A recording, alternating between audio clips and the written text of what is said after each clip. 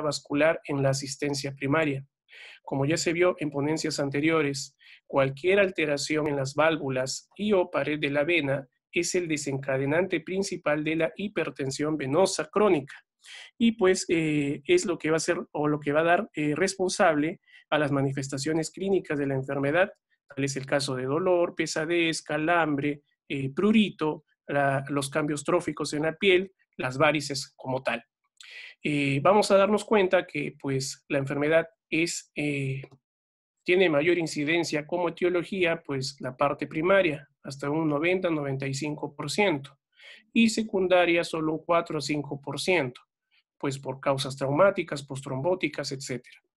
La enfermedad venosa crónica no es solo un problema estético, esto hay que entenderlo como tal, sino que también produce limitaciones físicas y emocionales al paciente, y por ende, pues mayor aumento en el gasto de los recursos sociosanitarios. El objetivo de esta presentación es poder proporcionar al médico de atención primaria una herramienta que pueda aumentar el conocimiento del tema y que sea útil para el abordaje del paciente pues, con enfermedad venosa crónica que consulta pues, al día a día. Ya se ha visto también en ponencias anteriores pues, la alta prevalencia de la enfermedad a nivel mundial. Estudios españoles, por ejemplo, que demuestran una alta incidencia de pacientes que vienen consultando por cualquier motivo en consulta de atención primaria, pues refiere algún síntoma relacionado a enfermedad venosa crónica. Incluso en 3 estudios hechos en tiempos distintos, pues casi coinciden entre un 68 a 70% de pacientes mayores de 16 años refieren algún síntoma relacionado a enfermedad venosa crónica. Nos vamos un poquito más cerca al Perú o Latinoamérica, en Colombia, hacen una recopilación epidemiológica pues, de los estudios más importantes que se han hecho a través de la historia. Y como tal, pues todos ellos demuestran la alta prevalencia de la enfermedad tanto en varones como en mujeres, obviamente siendo pues un factor de riesgo mayor pues el sexo femenino. En resumen, pues hay que conocer que a nivel mundial casi el 80% de la población refiere algún grado de desorden venoso. Solamente un 20% pues se considera dentro de los pacientes asintomáticos o que no presentan la enfermedad. La historia clínica.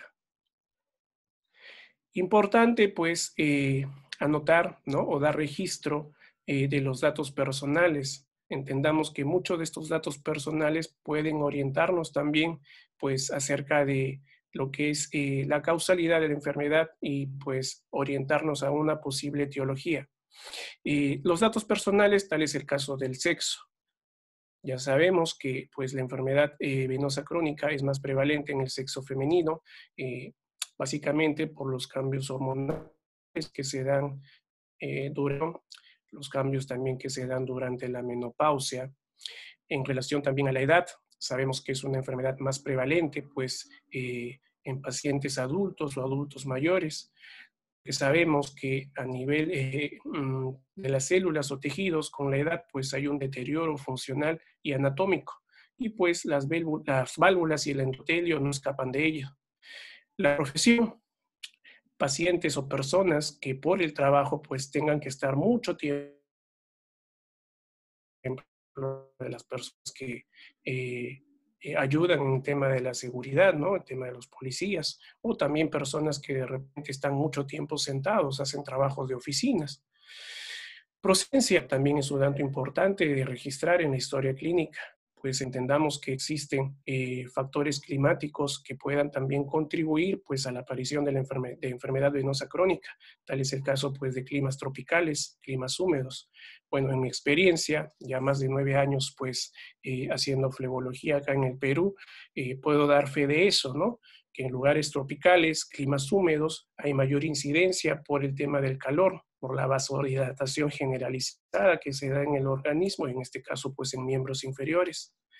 Los hábitos nutricionales, pues personas que en su dieta pues puedan consumir muchos carbohidratos, muchas harinas, ¿no? Que a la larga pues también pueda contribuir en un aumento de peso de la masa abdominal, incluso provocando también patologías hemorroidales que se van a ver más adelante. Justo aquí está el doctor Jorge Correa como panelista que nos va a hablar acerca de ello. Y pues también obviamente el índice de masa corporal, ¿no? Sabemos que al día de hoy pues hay una enfermedad llamada síndrome metabólico, que es una enfermedad sistémica que está afectando pues a la mayoría de los pacientes o personas a nivel mundial sedentarias, ¿no?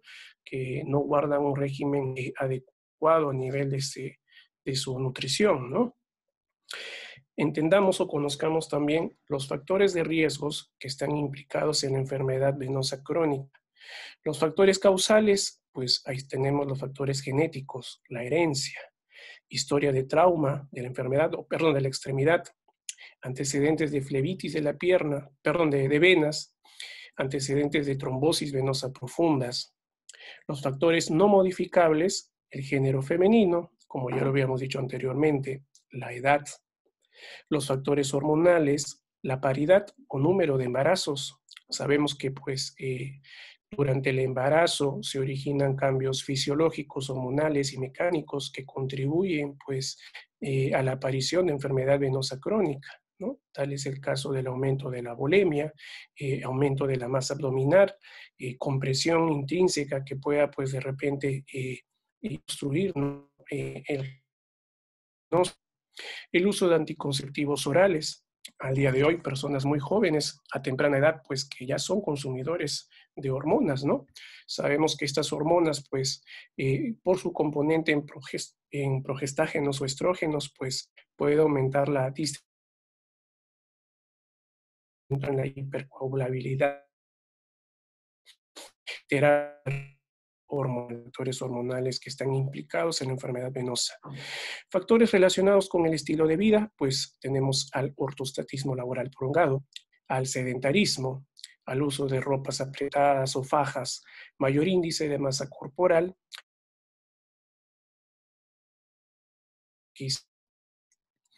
Ahora, si los clasificamos según el riesgo en su nivel de asociación, pues podemos nosotros considerar aquellos factores de riesgo con mayor fuerza de asociación con los desórdenes venosos.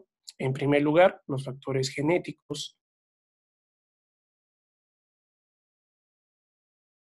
Considerada fuerza de asociación está el género femenino, el número de embarazos, la ingesta de hormonas, la obesidad, la estatura elevada o el ortostatismo prolongado. Los factores de riesgo con débil asociación o cuya asociación es por aclarar. Hablamos del sedentarismo, oposición sedente en el trabajo, el estreñimiento, el uso de prendas que puedan comprimir el abdomen u otros factores derivados del estilo de vida. Un gráfico donde pues representa factores de riesgo en enfermedades venosas en relación al sexo, ¿no? Este es el estudio español que hablé en inicio. En relación a las mujeres, pues los factores de riesgos más implicados está el tema de los embarazos, la vida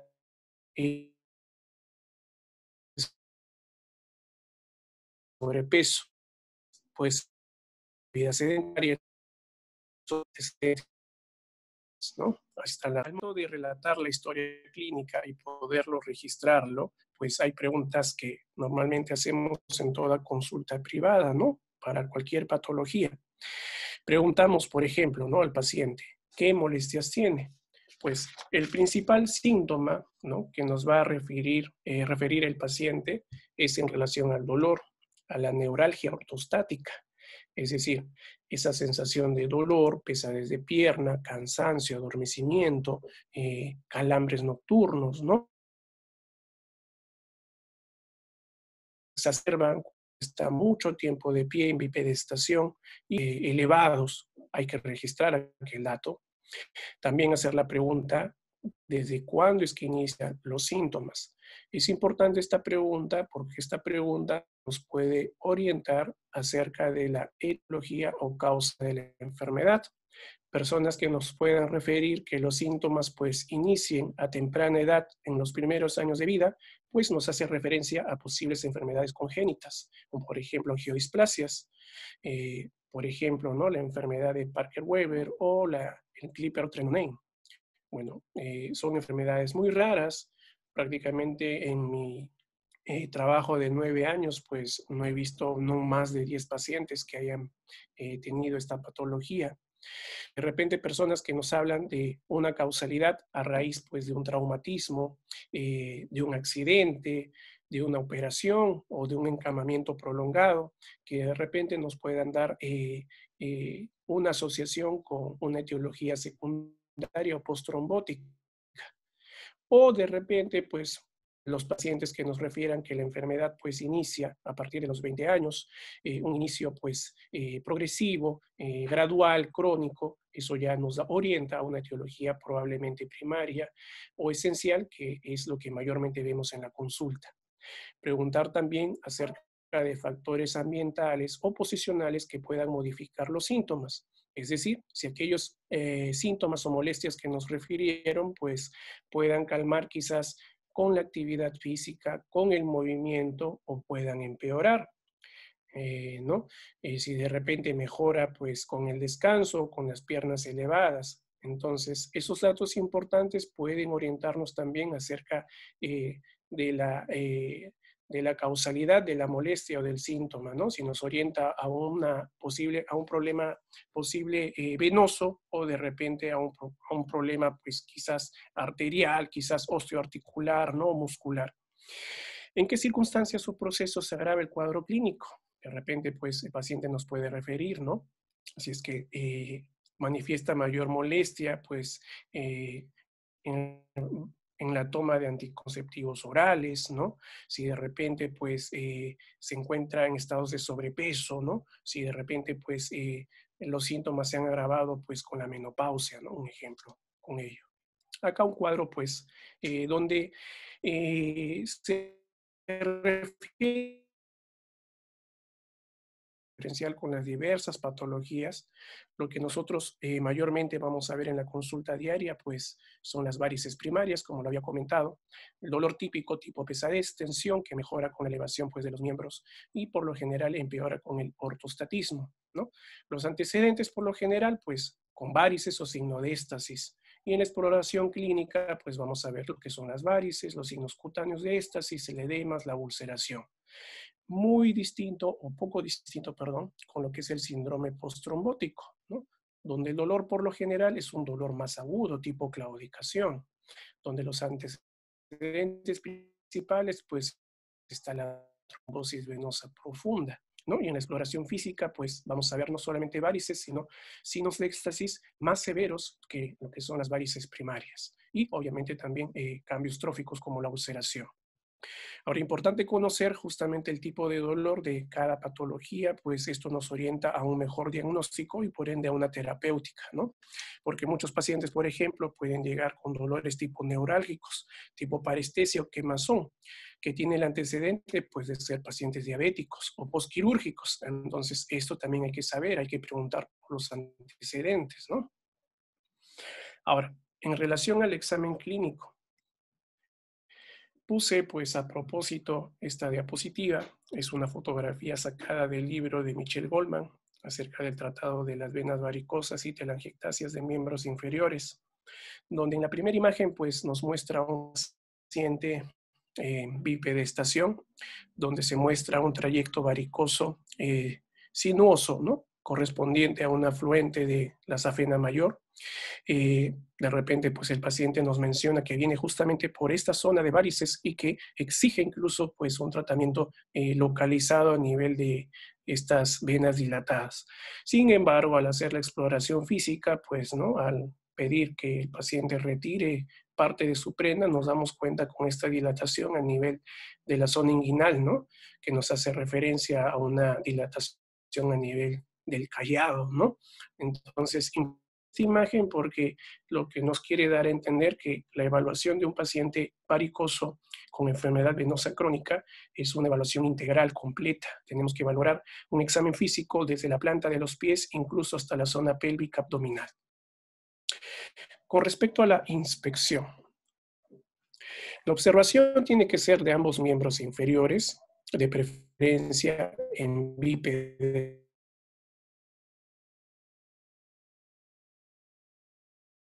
pueda estar algunos minutos de pie para poder provocar el llenado de las venas del sistema venoso superficial. También se sugiere pues dibujar aquellas venas superficiales u otros signos en un esquema anatómico, en una cartografía. Y a la inspección pues habrá que valorar en las extremidades aquellas venas superficiales dilatadas o tortuosas, edemas, el tipo de edema, ¿no? Si es un edema unilateral o bilateral, si es blando, si es duro, si viene acompañado de otros signos clínicos, las típicas alteraciones cutáneas que vamos a ver también más adelante, la presencia de ulceraciones, la diferencia de tamaños o longitud entre ambos miembros, si es que de repente hay presencias de deformidades o presencia de angiomas planos u otras manchas cutáneas que nos puedan dar signos de presión de alguna angiodisplasia.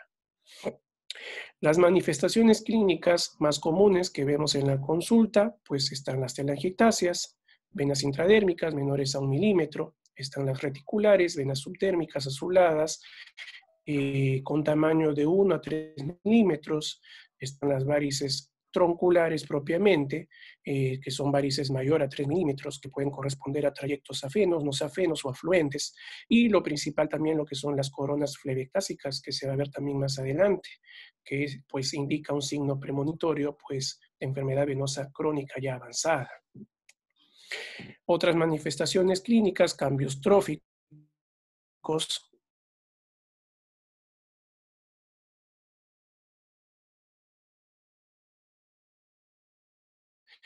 con depósitos de hemosiderina, que es lo que le da la coloración ocre. Podemos ver también zonas de eczemas, placas eritematosas, pruriginosas. Podemos ver las úlceras, ¿no? Que son soluciones de continuidad de muy difícil cicatrización por la causa circulatoria. Podemos ver también atrofias, de martoesclerosis, inflamación crónica en la piel con retracciones. Podemos ver también cicatrices de ulceraciones anteriores y zonas blanquecinas que corresponden a atrofia blanca. Y lo que habíamos mencionado también, ver la posibilidad de alguna angiodisplasias, ¿no? Esas manchas azuladas, manchas rojizas que puede comprometer todo el miembro o miembros, ¿no? En estos casos, pues podemos hablar de una enfermedad de Klippel que provoca deformidad en miembros inferiores. Acá un cuadro donde pues muestra, ¿no?, el diagnóstico diferencial del edema en miembros inferiores. Lo más común que vemos a la consulta, el edema en insuficiencia venosa crónica, que es un edema por lo general crónico, que cede con el decúbito a predominio vespertino, empeora con el calor o la bipedestación, localización obviamente en lo que son piernas, miembros inferiores, puede ser unilateral o bilateral. En la exploración física vamos a ver que es un edema blando por lo general, vamos a ver presencia de varices, viene acompañado por lo general de dermatitis, de éstasis o ulceración. Por lo general no hay dolor a la palpación. En cambio, un edema a raíz de una trombosis profunda, por lo general es un edema más agudo, tenso, doloroso. Muchas veces estos cuadros clínicos no llegan a la consulta diaria, sino a la emergencia, por lo exacerbado del cuadro, ¿no? Por lo doloroso, por lo agudo que es, empeora con la bipedestación. Antecedentes, pues indagamos de posibilidades de enfermedades tromboembólicas o tromboembólicas venosas previas, ¿no? Y a la exploración física vamos a ver un edema acompañado de cianosis o subcianosis, dolorosa la palpación, ¿no? Y todo esto pues se puede corroborar con un estudio por imágenes, ¿no? A la cabeza pues el Doppler. Y bueno, acá también otro tipo de edemas que corresponden a otras patologías, como los linfedemas, que se van a hablar en otras clases, ¿no? Edemas por cardiopatías, etc. Diagnóstico diferencial desde las úlceras. Hay que saber también diferenciar si una úlcera es de origen venoso por hipertensión, úlceras por lo general que se localizan en la carie interna, ¿no? En el tercio inferior, profundos, bien delimitados, de fondo fibrinoide, no muy dolorosos a comparación pues, de una úlcera isquémica, ¿no? Que es el diagnóstico diferencial principal. Por ejemplo, pacientes pues, con pie diabético, ¿no? O con antecedentes de diabetes avanzada. Y pues importante también los pulsos. Hay que valorar el tema de los pulsos, aquellas heridas que vienen acompañados de pulsos positivos con todo el cuadro clínico de insuficiencia venosa crónica ya nos da un diagnóstico. En cambio, un paciente con isquemia, pues vamos a ver pulsos disminuidos o ausentes. Una úlcera puede mejorar con el decúbito, una úlcera de origen venoso, una isquémica puede empeorar, ¿no? En la palpación, pues hay que palpar pues, las características dérmicas, las características del edema, como mencioné anteriormente, si es unilateral, bilateral, si hay fovea, no hay fovea, dolor en los trayectos varicosos, en la morfología de la extensión de las varices, que nos pueda dar a entender a una posible flebitis o tromboflebitis, la localización de las venas perforantes insuficientes. Esto también pues podemos lograr mediante la palpación. Claro que hay que tener una mano muy experta, ¿no? Un buen ojo clínico. Se pueden detectar con la compresión digital de las venas superficiales que puedan permitir penetrar a profundidad con el dedo a través de las fascias musculares.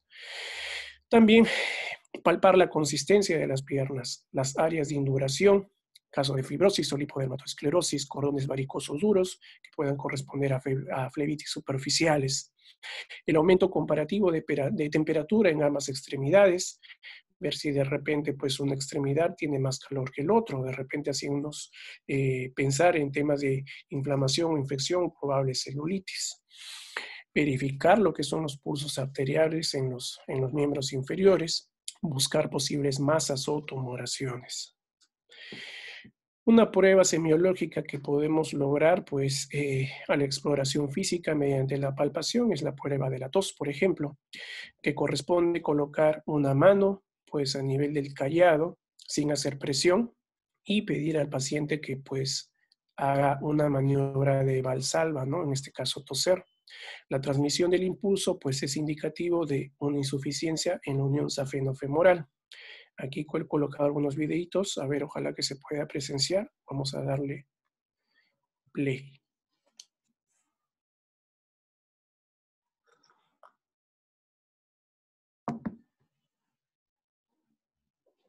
Para realizar la prueba de Gerson, se coloca la mano en la región inguinal, por encima del callado de la safena mayor, y se pide al paciente que tosa.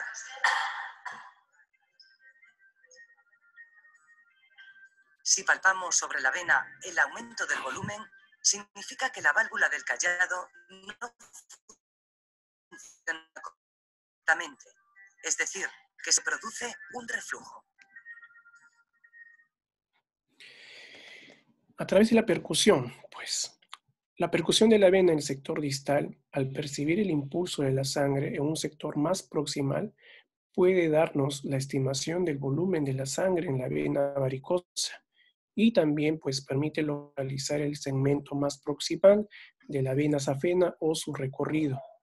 Para demostrar un reflujo, pues esta maniobra se puede realizar en sentido inverso. Entonces, aquí surge la maniobra de Schwartz. Lo que se pide al paciente para realizar esta maniobra es que el paciente se encuentre en bipedestación, aplicando una mano sobre las varices llenas de sangre, la otra busca el curso más proximal de la vena safena y se percute el tronco. Si las válvulas son insuficientes, se transmitirá el pulso a la periferia, es decir, a las zonas más distales, lo que llamamos signos de la oleada, y será percibida por la mano colocada sobre los trayectos varicosos. Caso contrario, si las válvulas son continentes o suficientes, el impulso de la onda refleja será frenado por las válvulas y la sensación de la oleada será menos o estará ausente. A ver, vamos a ver este video.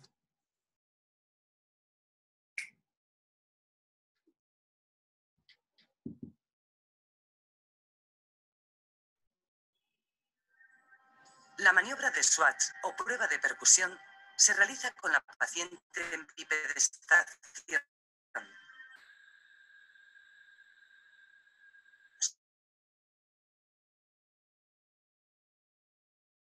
De este modo se comprueba que la zona percutida pertenece al sistema venoso superficial mayor o menor. En una segunda fase, se realiza la percusión sobre el callado de la vena safena interna y se palpa la onda de percusión en la porción inferior. Si el sistema valvular es suficiente, dicha onda no debe percibirse. Por el contrario, en caso de válvulas sean insuficientes, se palpa la onda de percusión propagada en sentido centrífugo. Esta prueba tan solo orienta acerca de la insuficiencia valvular de las venas safenas mayor y menor. Con respecto a la auscultación, en los casos en que se puedan sospechar de fístulas arteriovenosas, podemos quizás proceder a la auscultación para detectar dichos. Por lo general, esto encontramos, pero en fístulas secundarias. En cambio, en las congénitas raramente presentan este signo. Más bien, pues clínicamente lo que vemos es un acompañamiento del aumento del tamaño de las extremidades y de los angiomas, ¿no? Lo que habíamos señalado anteriormente. Con respecto a las pruebas exploratorias, de todas las pruebas, pues las más importantes, acá los he enumerado, los he compilado, en aquellas pruebas que evalúan los puntos de fuga o reflujos del sistema venoso profundo al superficial a través de los callados y comunicantes insuficientes. Tenemos a la prueba de Brody-Trendelenburg, a la prueba de Maune-Osner, y aquellas pruebas que evalúan la permeabilidad del sistema venoso profundo, la prueba de Perthes, de Holmans y de Lowenberg. Prueba de Brody-Trendelenburg. Pedimos al paciente que eleve la extremidad para lograr el colapso de las varices y por consiguiente colocación de un lazo compresor o SMARCH por debajo del callado de la safena interna. Manteniendo la compresión, pedimos al paciente ponerse de pie y luego retiramos el lazo compresor a los 30 segundos.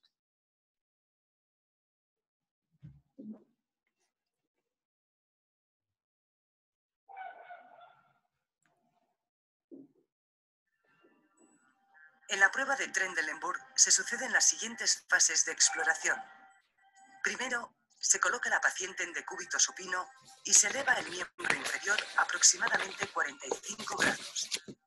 En este postural, el explorador vacía las dilataciones frotándolas y una vez vaciadas totalmente, le coloca una cincha compresiva en la vena safena mayor por debajo de su unión con la vena femoral, cerca del ligamento inguinal.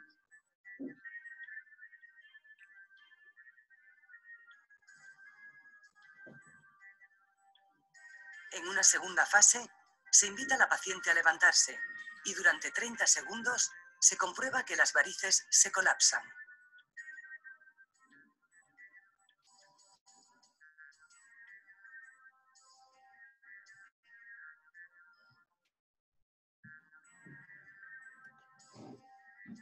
Pasados los 30 segundos, como tercera fase, se retira la cincha compresiva y se observa lo que sucede.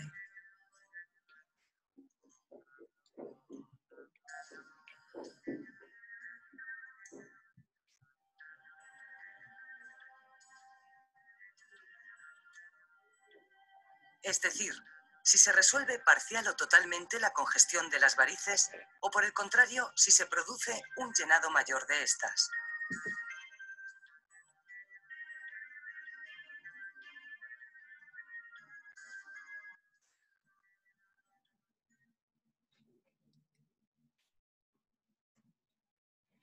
A ver, en la interpretación de la prueba de Brody-Trendelenburg, podemos tener estos 4 resultados.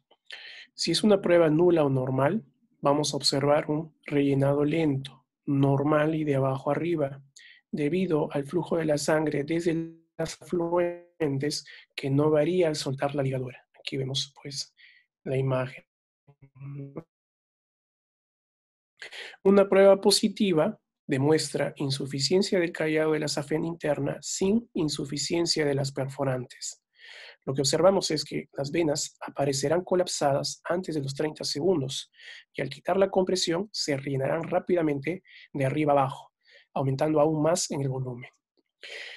Puede darnos también una prueba doble positiva. Hablamos de una insuficiencia de perforantes y del callado de la safena interna. vamos a observar en el examen un rellenado rápido de abajo, lo cual indica insuficiencia de perforantes. Y al soltar la compresión, pues hay un aumento de relleno de arriba abajo, lo que indica también insuficiencia de la safena interna. O podemos tener una prueba negativa, lo que indica una insuficiencia de las perforantes y competencia del callado de la safena interna. Observamos un rellenado rápido antes de los 30 segundos por la insuficiencia de los perforantes sin que varíe al soltar la compresión, lo que indica suficiencia del callado. La prueba de Maorner-Osner es una prueba que determina de una manera muy general la topografía de las comunicantes insuficientes.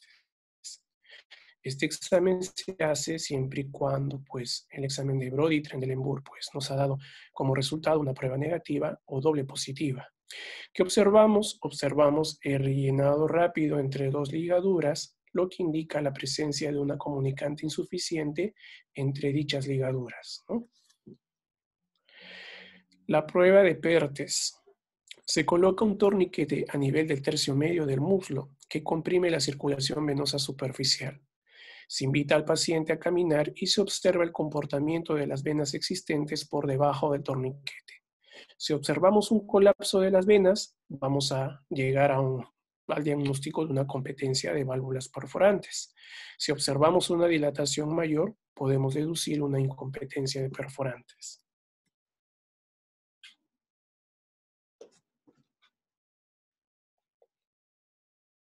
Con el paciente en bipedestación, se coloca una cincha compresiva proximal a las dilataciones varicosas en el muslo o en la pierna, por debajo de los callados de la safena mayor y la safena menor, respectivamente.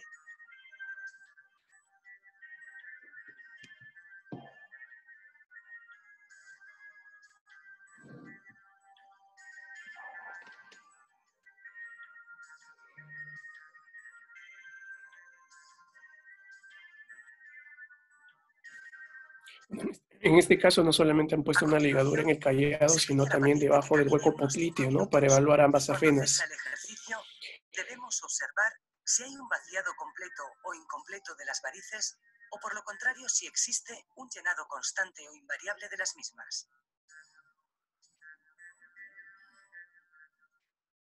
En el primer supuesto, se valora que hay suficiencia de las venas perforantes y de la circulación venosa profunda.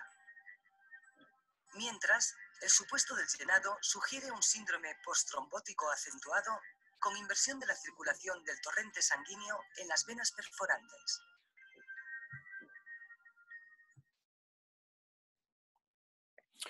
La interpretación. En caso que podamos observar disminución del diámetro de las varices, podemos deducir de que se trata de un paciente con varices primarias.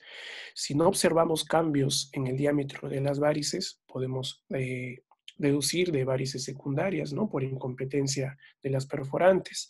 O si incluso hay un incremento del diámetro de las varices acompañado de dolor sugestivo de una obstrucción venosa profunda. Entendamos que estos exámenes pues son de baja sensibilidad, baja especificidad, ¿no? Entonces, obviamente que esto tenemos que complementarlo con exámenes auxiliares. La prueba de Hodmans se pide al paciente en una primera fase que flexione la cara y provoque una extensión de la rodilla. Con ello flexionamos dorsalmente el pie. Y en una segunda fase hay una flexión de la rodilla y palpación de la cara posterior de la pierna. Será positivo cuando el paciente manifieste dolor a la dorsiflexión de la articulación del tobillo.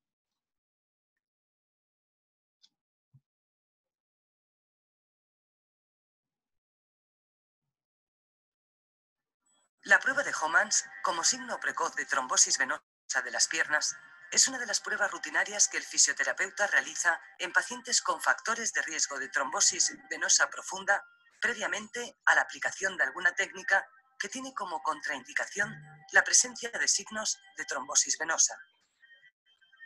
Esta prueba se realiza con la paciente en decúbito supino y consta de dos fases.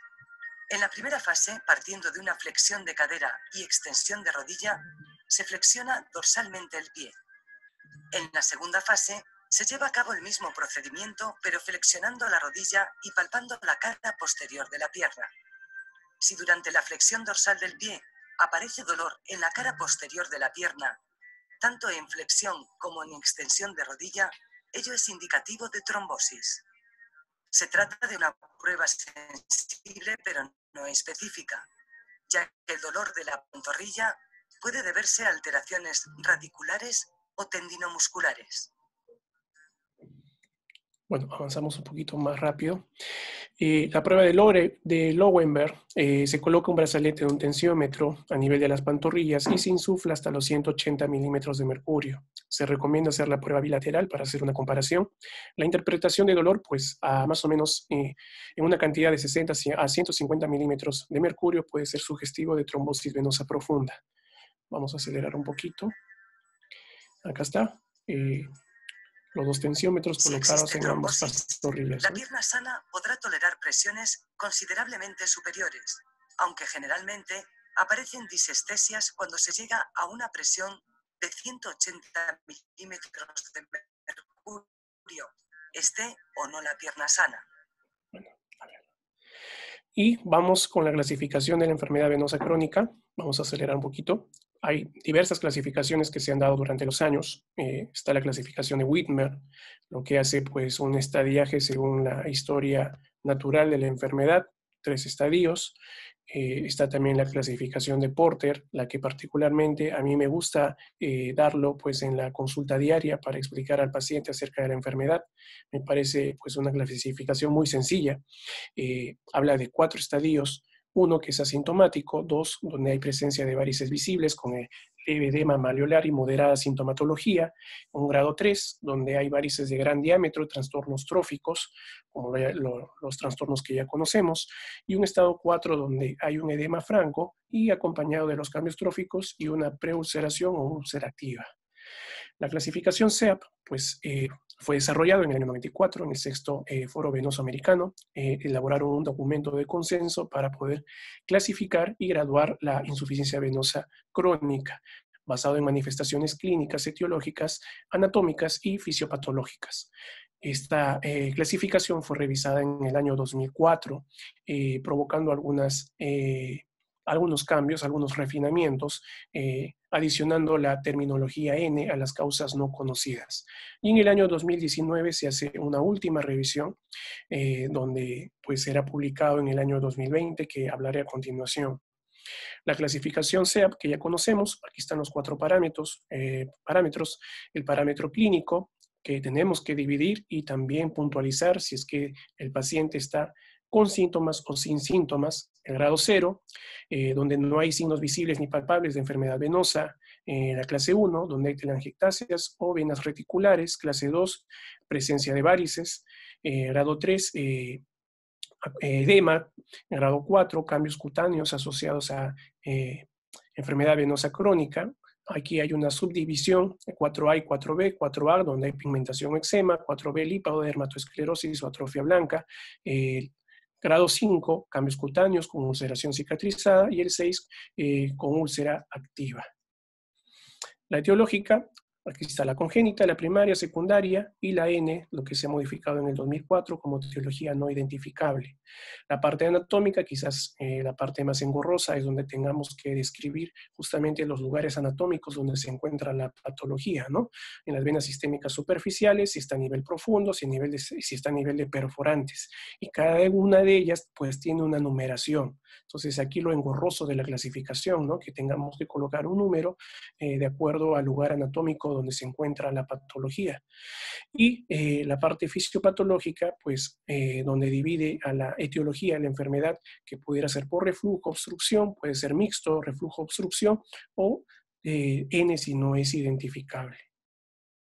Básicamente, pues la clasificación SEAP es una clasificación descriptiva, se hace en el momento, no tiene predicción a futuro, no mide severidad, para eso existen otras escalas que voy a hablar a continuación, como el score de severidad, ¿no? Donde toma datos de la SEAP, puntualizando acá y dando números de acuerdo pues al grado, ¿no? de manifestación, ¿no? Si es leve, moderado, grave o ausente. Y de acuerdo a ello se le da una numeración, el grado mayor de 10 parámetros y más 3 sería 30, ¿no?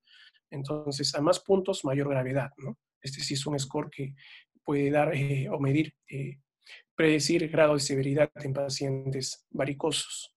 Y en el año 2020, pues se hace la última modificación en la clasificación SEAP, adicionando pues el término de recurrencia en el grado 2 y en el grado 6, en lo que es la presencia de varices, en lo que es la ulceración. También se habla de un subgrupo, lo que es el cuadro C4, correspondiente a la corona flebectásica, y también algunos cambios que se hacen en la parte etiológica y anatómica. Bueno, aquí resumido, en la clase C se recomienda reportar todas las clases C y subclases, ¿no? Si de repente el paciente tiene edema, manifestaciones tróficas, tiene ulceración activa, poner un C3, 4, 6, ¿no? Por ejemplo. Y también, pues, colocar si el paciente es asintomático o sintomático. El cambio principal acá está en lo que es el aumento, ¿no? La adición del grado C2R, C6R, lo que refiere a enfermedad recurrente. Hablamos de recurrencias como recurrencias verdaderas, venas residuales, venas varicosas como consecuencia de progresión a enfermedad después de recibir un tratamiento. Y el subclase que está agregada, que es la corona flebectásica. Importante su conocimiento porque se ha visto que pacientes que manifiestan estos cambios tienen hasta 5.3 veces más posibilidad de poder desarrollar una ulceración. Entonces, de ahí la importancia de agregar esta subclase, ¿no? En la clase C4C. Entonces, la clase C quedaría de esta manera. La 2R y la 2 y la 6R como recurrencia y la 4C como corona flebectásica. En la parte etiológica hay que documentar la etiología porque esto nos puede determinar el pronóstico, la elección del tratamiento que vamos a instaurar en el paciente y los resultados que vamos a esperar. En el 2004 se hablaba o se describía de causas congénitas, primarias y secundarias. Sin embargo, pues en el 2002 se hace una descripción más clara, se hace un refinamiento de la clase E, de la clase primaria, que es la más frecuente que vamos a ver en la consulta, ¿no?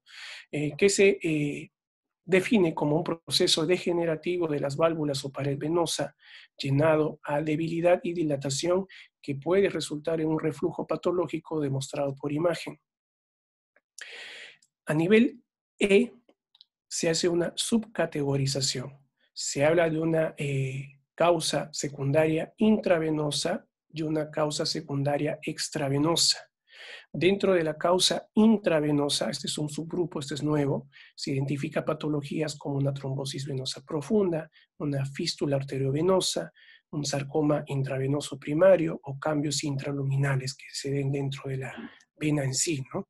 Y también hablamos de causas secundarias extravenosas que están en relación a hipertensión venosa central, pacientes con insuficiencia cardíaca congestiva o personas obesas, con algún grado de comprensión extrínseca o pacientes que tengan disfunción de la bomba muscular por alteraciones motoras, pacientes quizás parapléjicos, pacientes neurológicos que tengan que estar en cama por mucho tiempo, pacientes reumatológicos, ¿no? Como por ejemplo. Y pues finalmente la clase E nos queda subdividido en este grupo en primario, secundario, secundario intravenoso, secundario extravenoso, congénito y de causa no definida. Y en el apartado A, pues lo que hace es una descripción del sitio anatómico. Como ya sabemos, está el superficial, profundo y perforantes, puede haber cualquier combinación de ellas. Tenemos que describir qué extremidad es la afectada, tenemos que referir si es la derecha o la izquierda. Acá lo que cambia, pues va a ser la numeración, la numerología, por lo que como habíamos visto anteriormente, pues en la clasificación del 2004, la numerología era difícil de recordar. Entonces, esta numerología es cambiado por abreviaturas, abreviaturas estándar derivadas de los términos anatómicos. Y también hay expansión de algunas localizaciones que no estaban especificadas previamente. Entonces, así queda definido la clase A. Esta numerología pues queda cambiado por abreviaciones, ¿no? Abreviaciones de los sitios anatómicos que vamos a nosotros tipificar. Y por último, La P de fisiopatología, esto sí no ha cambiado, sigue siendo pues causa por reflujo, obstrucción o sin patología venosa previa. Bueno, eso sí, no hay cambio en la parte fisiopatológica. Y finalmente las conclusiones.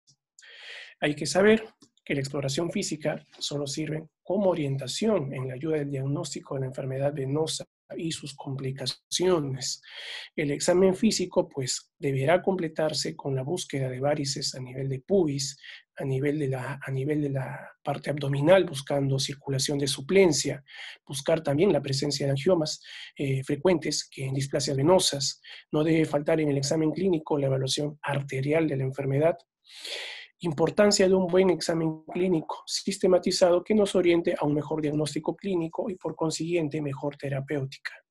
En un intento de clarificar y unificar criterios sobre el diagnóstico, estadio evolutivo y la gravedad de enfermedad venosa crónica, se han descrito diversas clasificaciones, escalas, tablas de puntuación. Se debe advertir de inicio que ninguna de ellas muestra ventajas sobre el resto, ¿no? Cada una tiene su objetivo. Y estas evaluaciones clínicas pues deberán ser complementadas por estudios de imágenes, ¿no? Como el ecodoppler para poder confirmar nuestro diagnóstico clínico. Muy bien, eso es todo con respecto a mi ponencia. ¿Me escuchas, Anita? Sí se oye. Ya. Muchas gracias, Muy bien. doctor. Vamos a, no sé si quiera hacer un resumen o refuerzo, algo antes de pasar con los panelistas.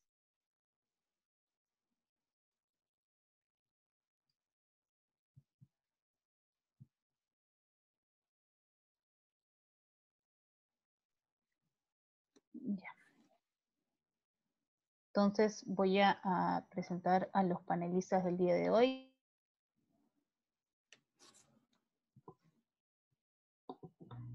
Hoy día, como dijimos al inicio, tenemos al doctor Tomás Cortés, tenemos al doctor Jorge Correa,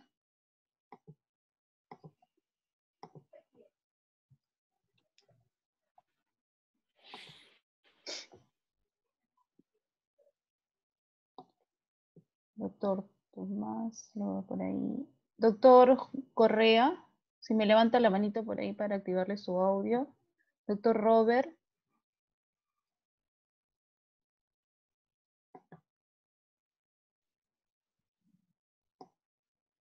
después está el doctor Serralde también.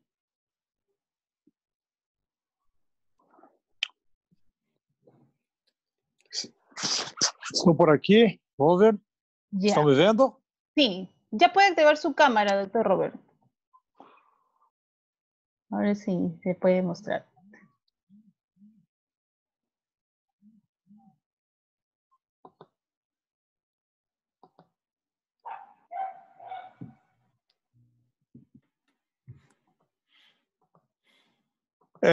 Anfitrião desativou o meu vídeo. No, sí se le escucha, doctor. Se le escucha. Sim? Sí, doctor, se le escucha perfecto. Perfeito. Uma vez mais, quero agradecer a invitação e felicitar o professor Herbert Pak, e os panelistas e outros participantes. Tivemos uma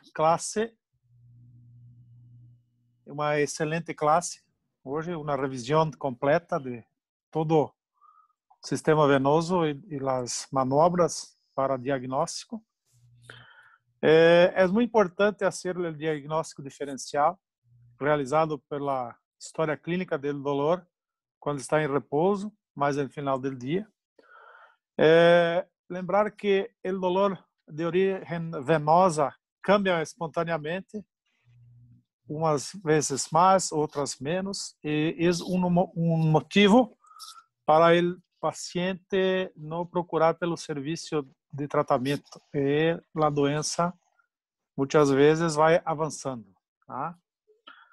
A palpação da vena safena é muito facilitada quando o paciente libera todo o peso do corpo sobre a extremidade que está sendo examinada.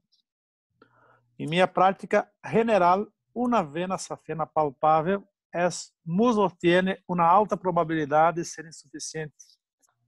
Quando se palpa a safena com o paciente em pé, é muito grande a chance de estar doente. Desde o ano 2000, 20 anos atrás, eu palpo a todos meus pacientes e pouco depois realizo o ultrassonido Doppler. Para aqueles que recomendo que, mesmo que tenha o aparelho de ultrassonido Doppler, faça este exame físico em todos os pacientes. E aqueles que não tenham bom exame físico com todas as manobras ensinadas, muito bem ensinadas pelo professor Herbert Pakpak. Mas é muito importante para o tratamento fazer com exame de ultrassonido ecodoppler. ¿Certo? Muchas gracias, doctor Roberto. Gracias por su participación. Doctor Cortés. Buenas noches, Anita. Buenas noches a los panelistas y a los colegas que nos están acompañando esta noche. Yo quería subrayar acerca de la importancia de la evaluación del paciente desde el momento en que se encuentra en la sala de espera, ¿no? La actitud, la facie, el estado de nutrición, la talla, la marcha, los movimientos que hace, si viene solo o acompañado, eso es muy importante. Y como diría el doctor, el médico español Jiménez Díaz, es importante la escuchación, ¿no? Dejar hablar al paciente, ¿no?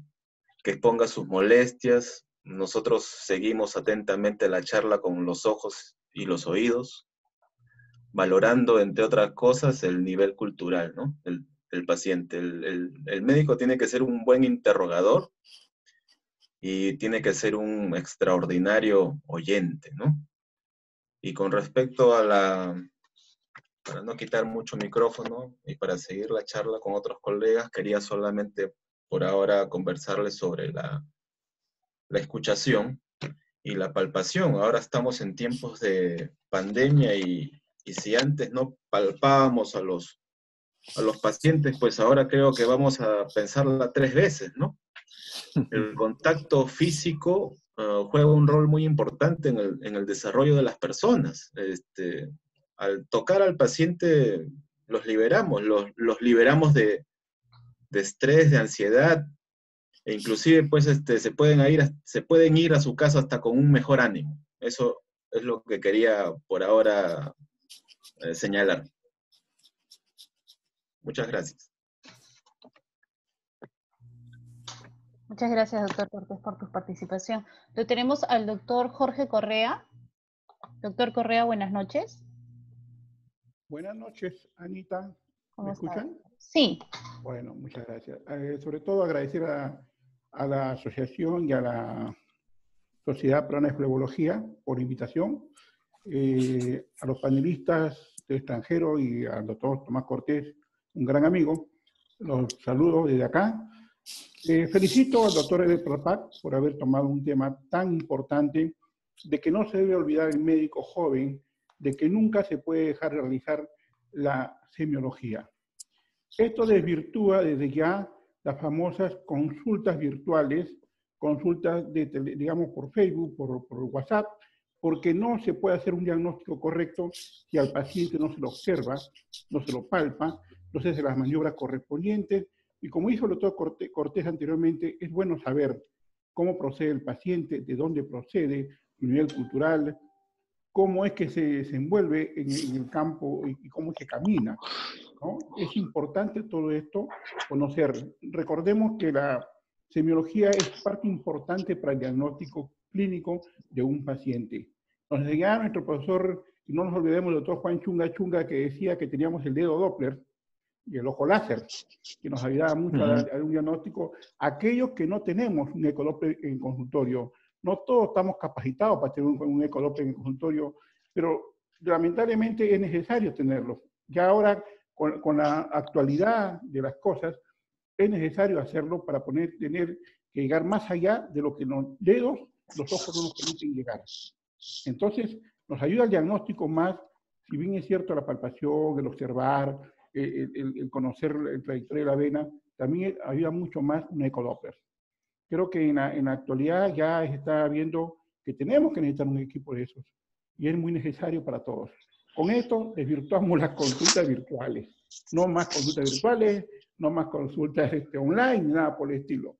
Si el paciente no se lo revisa, no tenemos diagnóstico correcto. Gracias. Muchas gracias, doctor Jorge Correa, por su participación. El doctor Serralde salió de la sala. Vamos a esperar que regrese. Mientras tanto, voy a hacerle a los panelistas las preguntas que tenemos en el chat de los participantes. La primera es acerca de la clasificación CEAP. La clasificación C0, ¿cómo se le diagnostica al paciente? ¿Cómo se llega a esa conclusión? Es lo que preguntan.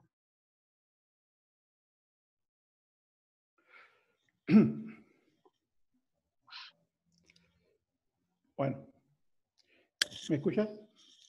Sí, doctor, se le escucha. Yo creo que como la aplicación sea lo define bien claro, pacientes sin varices y pacientes sin síntomas.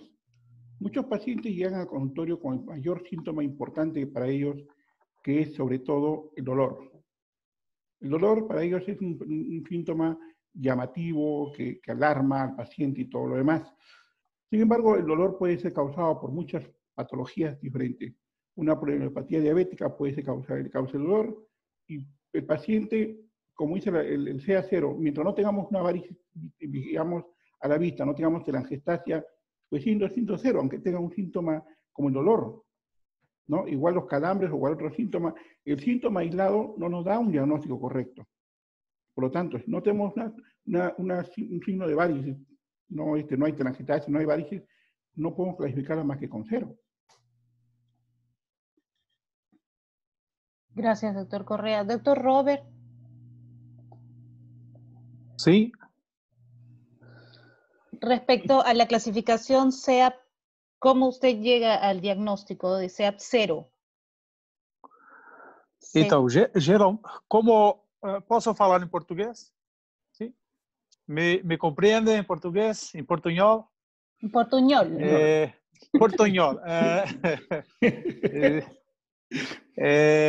Quando o paciente não tem sintomas, não se, em exame físico, não se visualiza varices, microvarices, e o dolor pode ser por uma polimialgia, dores de origem musculares. Muitas vezes o paciente não tem varices, pero fica por muito tempo em pé ou sentado. Muitas vezes escutar o tipo de los sintomas. Os sintomas venosos, normalmente, eles oscilam, cambiam ao longo do dia, do mês. E em C0, o exame físico, né, sem varices, sem telangiectasias, seria isso. Penso que seria isso. Ou seja, o paciente, o dolor não é de causa venosa.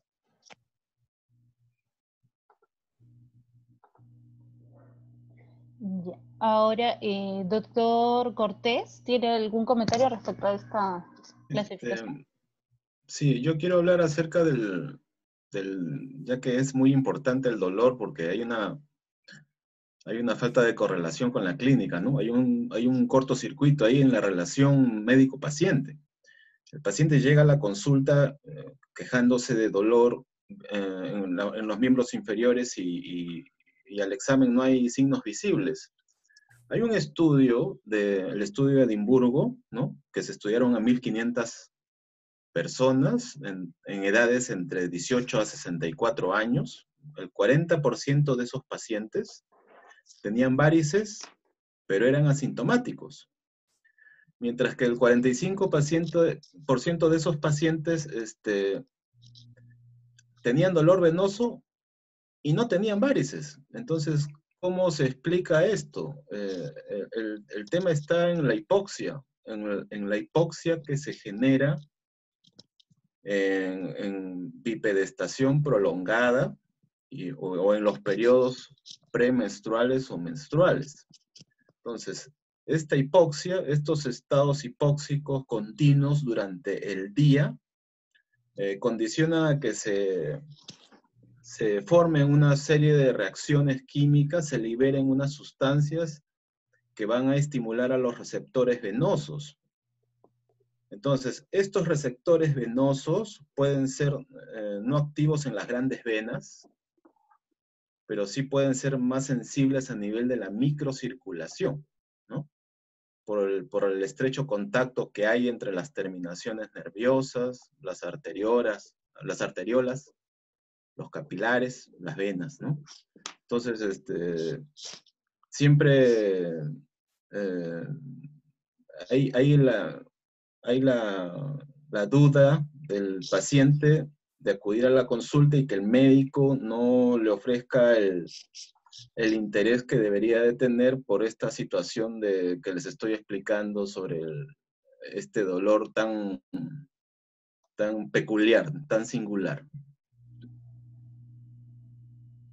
Gracias, doctor Tomás. Entonces, acá tenemos un comentario, no tengo otra pregunta, tenemos un comentario del doctor Juan Valdivieso.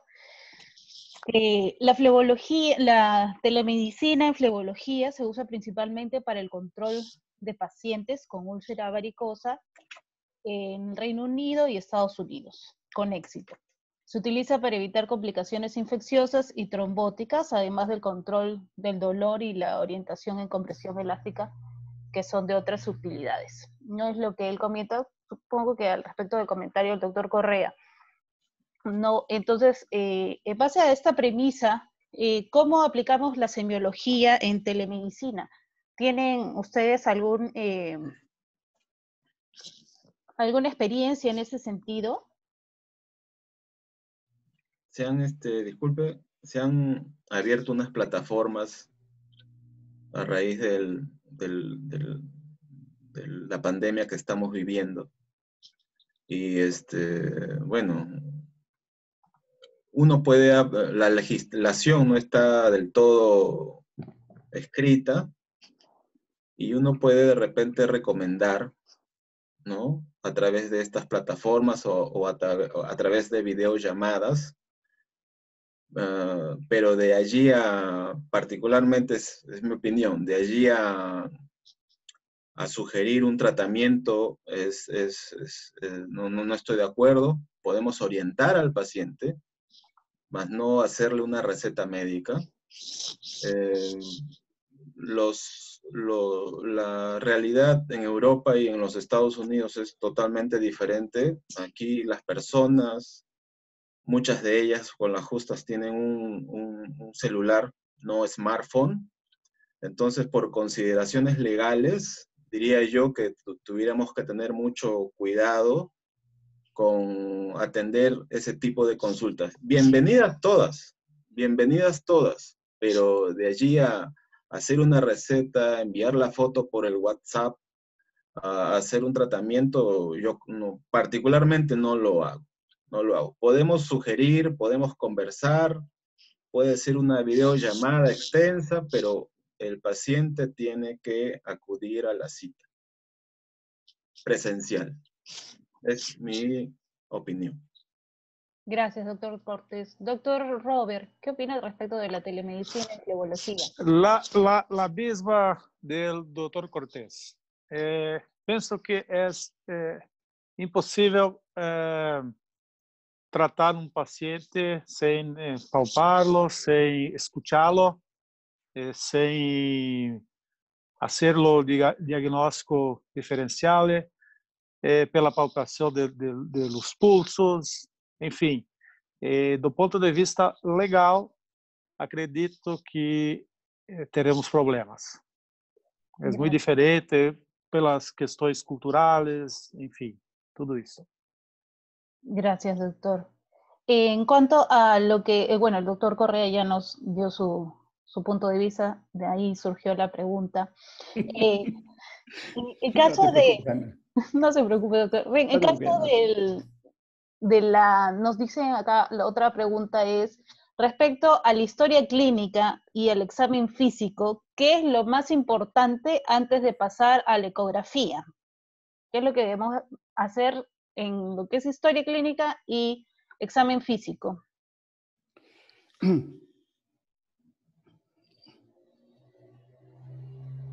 Ana. Sí, lo oímos, doctor. Yo creo que en la semiología no hay nada más importante. Importante es todo. Es desde un comienzo de que escucha uno al paciente, sus molestias, sus síntomas y todas sus quejas, el mismo día del paciente que hacíamos siempre, ¿no? Saber cómo se levantó, qué sintió, cuándo se paró, cuándo caminó, cuándo se bañó, todos los síntomas que tuvo durante el día es importante siempre. No solamente es una parte de la semiología lo que tenemos que tener en cuenta, tengo en cuenta todo, desde que el paciente llega al consultorio hasta que termina la consulta completamente.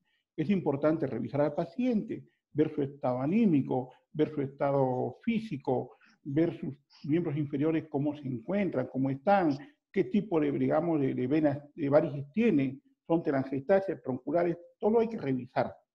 No hay un punto solamente importante, hay que revisar todo para poder tener un diagnóstico completo y, digamos, a llegar ya a tener que derivar, hacemos un tratamiento, un estudio especial como una ecodoppler o tal vez otro estudio más a fondo para poder determinar qué tipo de tratamiento se va a hacer. En algunos casos, yo te he tenido en cuenta que a veces hay casos que mandan las cirugías. Lamentablemente que hay cirugías, ¿no? Otros hay que hacer escleroterapia pura, Hay que tener todo en cuenta. La semiología completa es importante. Por eso es que decía que no se puede hacer teleconsulta mientras no se revisa el paciente completamente. Los síntomas solamente pueden ser dar síntomas por cualquier síndrome. Como dije, el caso de dolor, una simple diferencia, puede ser el calambre, puede ser el edema, puede ser muchas cosas. Pero cada síntoma puede pertenecer a una patología diferente. Entonces, no podemos diagnosticar simplemente por una sola cosa. Hay que revisar al paciente completamente y estudiarlo desde que entra al consultorio hasta que se va. Gracias, doctor. Doctor Cortés. Yo creo que la estrategia racional diagnóstica de la insuficiencia venosa crónica está basado en la anamnesis, en la exploración física y en el estudio hemodinámico, ¿no? Entonces, la ponencia del colega Pac ha sido como siempre muy ilustrativo y prudente y paciente, cosas virtuosas en él. Pero por unos segundos se me fue el internet. No, yo creo que se está basando básicamente en las guías norteamericanas de la Sociedad Vascular y del Fórum Venoso Americano, en lo que habla pues el examen clínico como recomendación 1A, ¿no? Al igual que el duplex, que tiene recomendación 1A. Entonces, este curso está dirigido a médicos de atención primaria y como en las matemáticas, las operaciones básicas son sumar, restar, multiplicar y dividir. No pretendamos sacarle la raíz cuadrada al examen, a la entrevista que uno tiene con el paciente. O sea, son tres cosas. Es la anamnesis, el examen clínico y el estudio hemodinámico. Gracias, doctor Cortés. Doctor Robert, supongo que... Primeiro, la anamnese, la semiologia bom exame físico. Com os dois, pode desenvolver a habilidade de fazer o diagnóstico. E complementando suas suspeitas, né, de doenças venosas, outras doenças como diabetes, outras doenças arteriais, o diagnóstico diferencial para poder ajudar o paciente. Então, anamnese, exame físico e exames complementares. Eu acredito que as manobras são muito lindas de fazer, mas para a atenção primária é difícil. Pero muitos vasculares, buenos cirujanos vasculares, não compreendem as manobras e não as fazem, né? Então, era isso. Gracias, doctor. Acá teníamos un comentario. Anita, si me permites. Sí. Como dice el doctor Robert, las maniobras son, pues, métodos ya de poca significancia clínica, ¿no? Han quedado en desuso, pero que son necesarias explicarlas y bueno, que uno las sepa, ¿no? Tienen una sensibilidad, no llegan a una sensibilidad mayor al 30%, ¿no?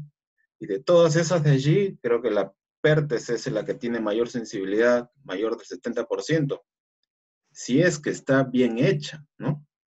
El examen correcto dura como 30 minutos, entonces, yo no creo que alguno de nosotros se quede más de 30 minutos con el paciente, solo para hacer maniobras exploratorias.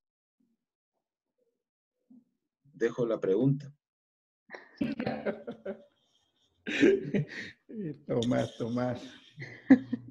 Tomás conflictivo, Tomás. No, bueno. ¿Actualmente se aplica la clasificación SEA para diagnóstico y seguimiento o se prefiere hacer la diferenciación con el score de severidad venosa?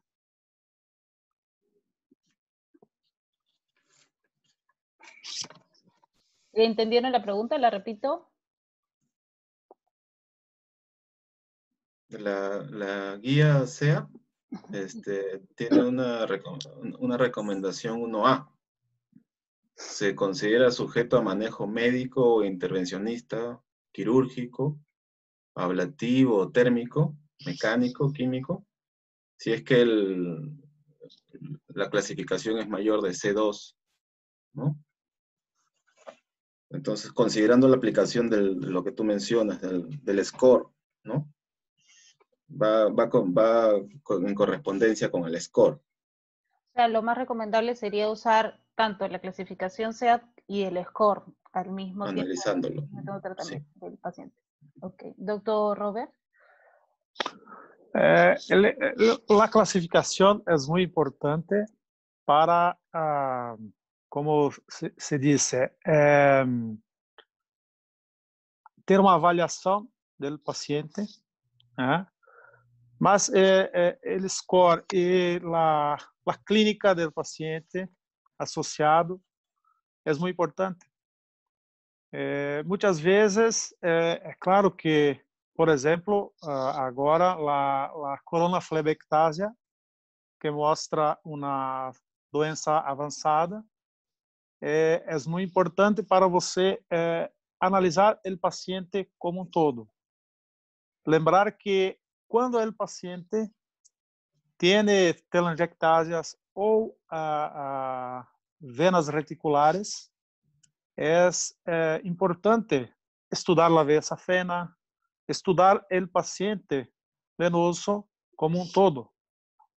Por muitas vezes, o paciente não mostra grandes a aparência de muitas telangiectasias, muitas venas reticulares, mas pode ter problema de refluxo em la veia safena ou dolor em face medial de la pierna y del lateral del pie, sin presencia de varices, puede ser una varice ciática, mucho común. Então, muitas vezes, é claro que a classificação CEAP é muito importante, mas é importante a classificação clínica do paciente também. O estado clínico e a avaliação do paciente. Gracias, doctor Robert. Doctor Correa. Bueno, como dice el doctor Tomás Cortés, la clasificación SEA es la A1, o la más recomendada en todo caso. Como dirán los algunos especialistas, el gol estándar de la clasificación. Y esto es cierto puesto que hemos tenido en cuenta en una conferencia que tuvimos por un laboratorio que nos quiso pasar gato, digamos, gato por liebre, cuando nos dijo que el CA6 podíamos pasar al CA4. Cuando sabemos todos que con revisión médica y todo lo demás, jamás llega del CA6 a CA4, se puede llegar a CA5, pero no a CA4 por la esclerosis que produce las úlceras. Eso lo sabemos todos. Ahora, el CEA se está cada vez renovando, cada vez innovando, se están aplicando ciertas normas juiciosas para tener una clasificación adecuada. El famoso CA4 recurrente, que es nuevo, es muy bueno tenerlo en cuenta, puesto que hay pacientes que aparecen con una nueva varicis posteriormente, dijimos, varicis nuevas o son recurrentes a las que tuvo antes. Eso ayuda mucho al diagnóstico de cada uno.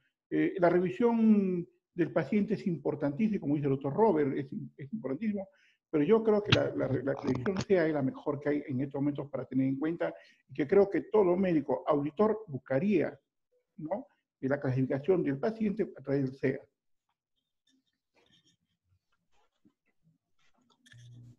Gracias, doctor Correa, por su comentario. Acá tenemos una pregunta más.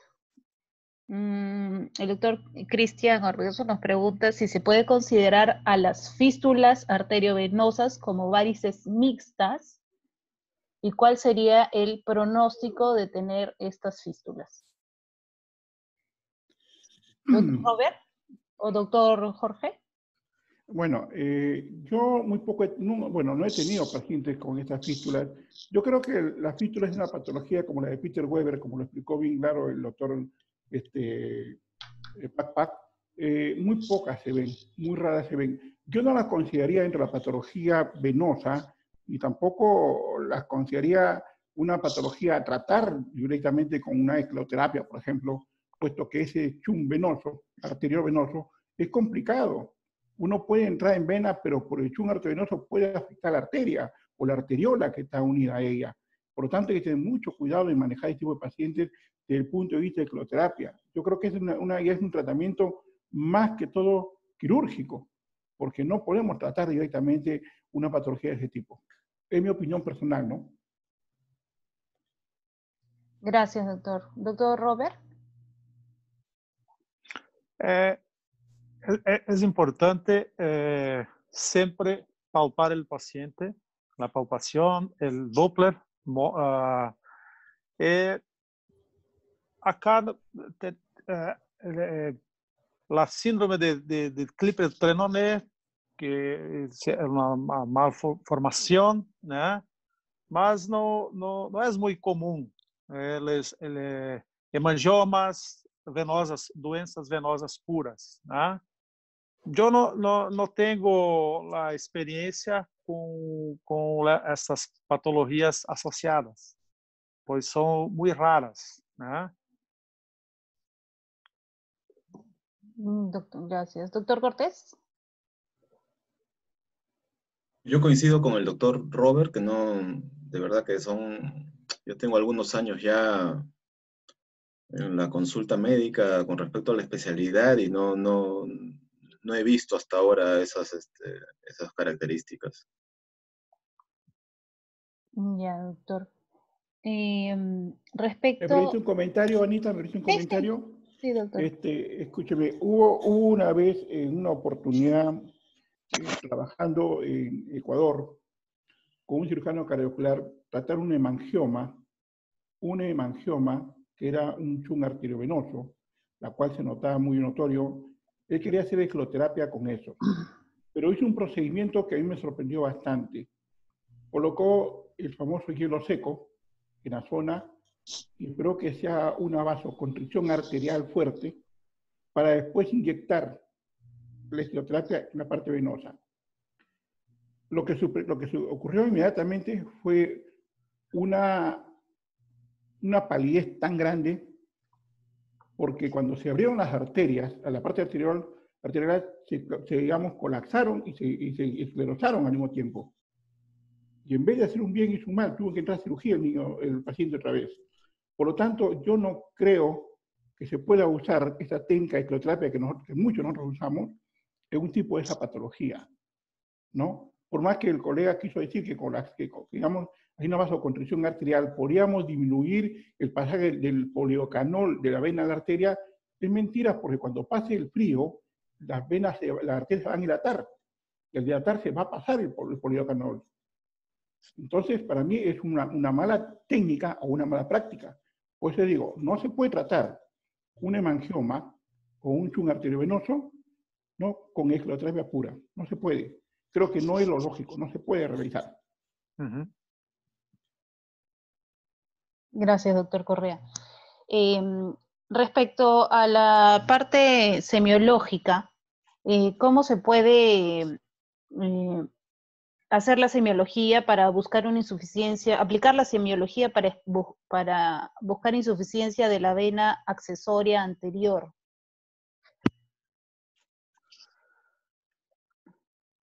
¿Qué maniobra podríamos utilizar para buscar insuficiencia en vena accesoria anterior? ¿Posso, Robert? Sí, doctor, sí. Normalmente, quando há a insuficiência de la vena acessória anterior, puedes, en la inspección, pode ver varices en la parte anterior e normalmente en lateral de coxa. As varices volumosas nessas áreas, com a palpação ou a inspeção com o paciente em pé. De pie. De pie, em pie. Ya, doctor, gracias. Y clínicamente, ¿cómo podemos observar un síndrome de congestión pélvica? Doctor Robert. Sensação de peso em la região pélvica, dispareunia, dolor durante as atividades físicas vigorosas, durante a relação sexual, a sensação de peso e o desconforto. Muitas vezes varices perivulvares em la ectoscopia e varices em la parte posterior de coxa, raiz de la coxa. Ok, doctor. Durante la semiología es muy importante hacer la pregunta de las pacientes si hay la sensación de peso en bajo ventre. En el bajo vientre. Bajo vientre. En el Anita, vientre, decimos acá. Sí, doctor Correa. Escúcheme, correcto con el doctor Robert. Solamente que hay un punto muy importante que yo siempre he observado en mis pacientes, no solamente con las varices abdominales, sino también con las varices rectales, en la cual no solamente el dolor está reflejado en abajo vientre, ese dolor se refleja hacia atrás, a la zona de la cadera, la zona de la zona anorrectal también, en la cual se confunde muchas veces con hemorroides, ¿no? Hay pacientes que dicen, doctor, me duele la cintura, me duele la cadera, me duele eso, y uno ve y encuentra que por ahí, aparte del sobrepeso que siente en el vientre, no solamente estando de pie, sino también estando acostado, estando en decúbito, también ocurre lo mismo. Entonces, ese dolor reflejo nos invita a palpar más a fondo la parte inferior de la parte, digamos, abdominal, entre la ingle y el abdomen, para encontrar venas, digamos, varicosas en esa zona. Y muchas veces en las ecografías pélvicas, o abdominales completas, encontramos las varices gruesas, ¿no? Muchas de ellas rodean el útero, muchos médicos ginecólogos a veces entran a operar, a hacer una cesárea y encuentran varices por todos lados y que al cortar sangran demasiado. Eso se nota con un dolor bastante agudo en la zona abdominal, que refleja la zona, digamos, posterior, que se confunde muchas veces con la, digamos, con las hemorroides. Eso le llaman el síndrome doloroso pélvico. Creo que es muy conocido eso a nivel de Europa, y es que tener en cuenta mucho ese punto importantísimo de pacientes obesos, sobre todo obesos, o mujeres embarazadas. Es importante tener en cuenta ese tipo de dolor. Gracias, doctor Correa. Anita. Sí, doctor Cortés. Bueno, hablando de la patología venosa pélvica, es un tema súper amplio, ¿no? Allí encontramos el síndrome de May-Turner, ¿no? Donde hay una alteración anatómica compresiva o endoluminal de la vena ilíaca, ¿no? De la vena ilíaca común izquierda, ¿no? Que produce obstrucción y trombosis venosa iliofemoral, ¿no? Es una anormalidad anatómica subvalorada, ¿no? La cual debe evaluarse ante eventos no claros de trombosis o cuadros de trombosis a repetición, ¿no? Entonces ahí están, por citar esa patología, ¿no? También está el nutcracker, ¿no? Todos esos síndromes pudieran traer circulación colateral y reflejarse en los miembros inferiores. De acuerdo, doctor Cortés. Acá tenemos un comentario de los participantes del doctor Chinchón, que es cirujano cardiovascular, respecto a la pregunta de las fístulas. Las dilataciones venosas en una fístula generalmente son por el shunt, como ya se había comentado, arteriovenoso de alto flujo, sea crónica o aguda. Debe ser tratado quirúrgicamente por cirugía abierta o endovascular. Y si hay dilataciones venosas remanentes, se pueden retirar con cirugía o escleroterapia, ¿no? Pero primero va el tratamiento quirúrgico de la fístula arteriovenosa, de la causa, y luego hacer un tratamiento de remanente complementario. Claro, correcto. Ya. Bueno, entonces ya no hay más preguntas en el panel. No sé si se me ha pasado alguna. De todas maneras, en los siguientes capítulos vamos a tener las clases de diagnóstico diferenciales, donde se va a hablar de los otros síndromes, y en la parte de tratamiento, no sé si viene una pregunta de tratamiento, y tenemos también la clase de ecografía Doppler, donde se va a tratar cuáles van a ser las relaciones ecográficas respecto a la anatomía.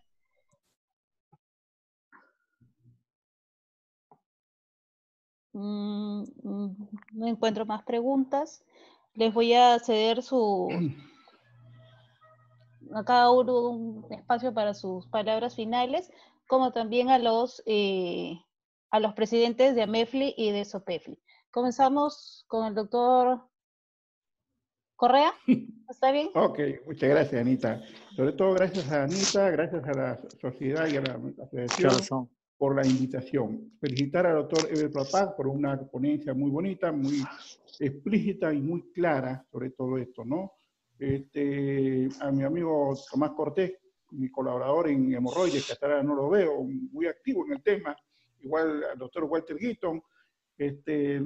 Bueno, el tema es muy bonito, es muy extenso, hay que dar mucho de esto, hay que diferenciar muchas patologías, pero sobre todo la recomendación a los médicos jóvenes que están incursionando en el tema de la flebología.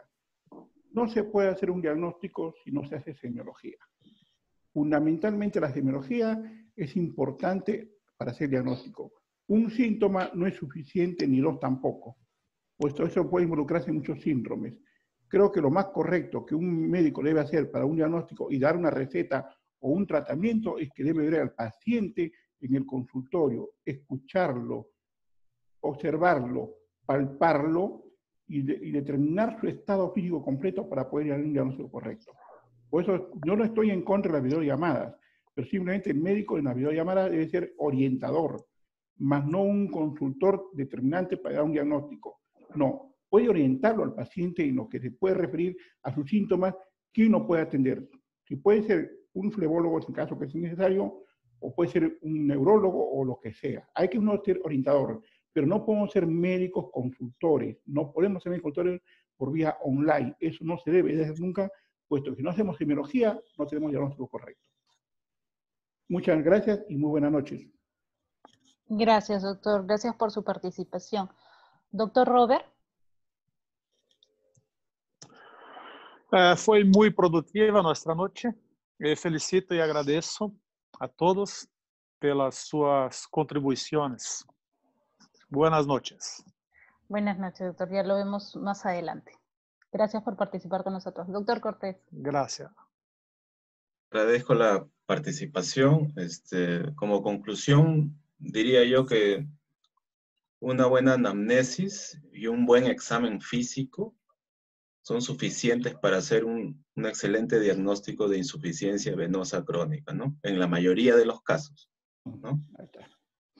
Siempre tener en cuenta que no examinar un pedazo de pierna, ¿no?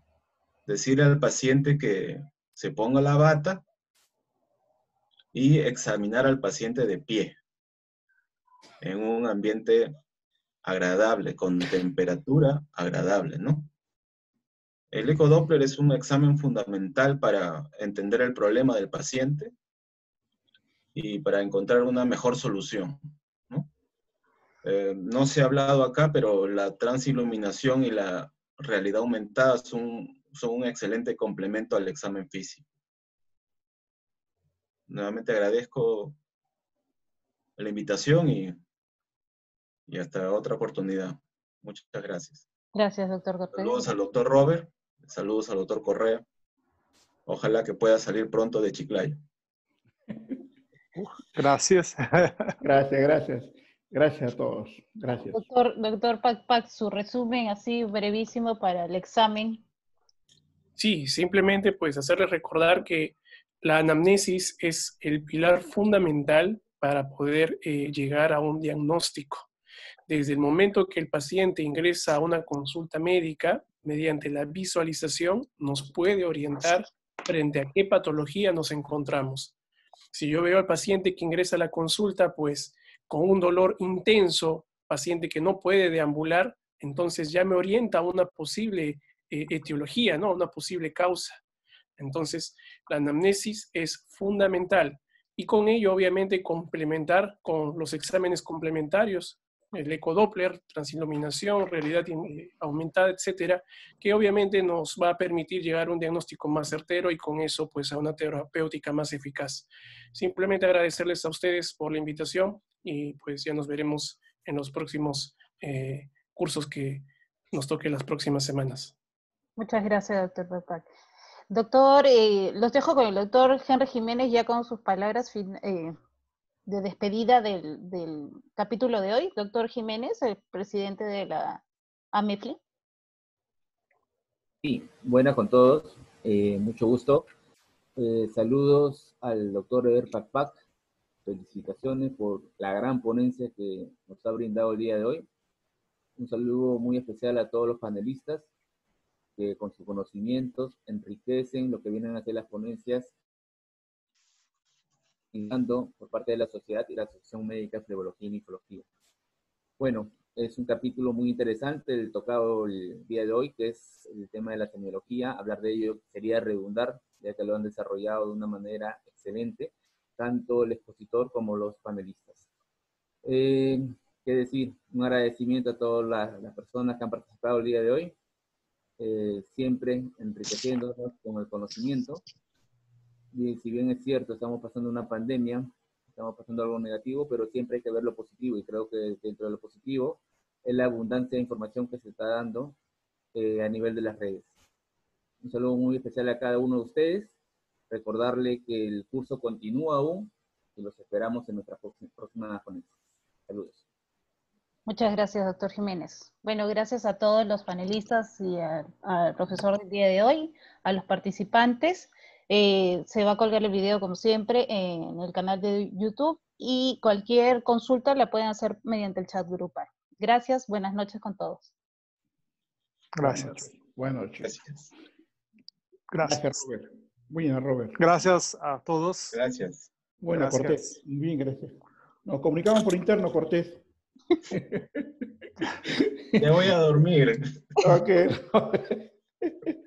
Tú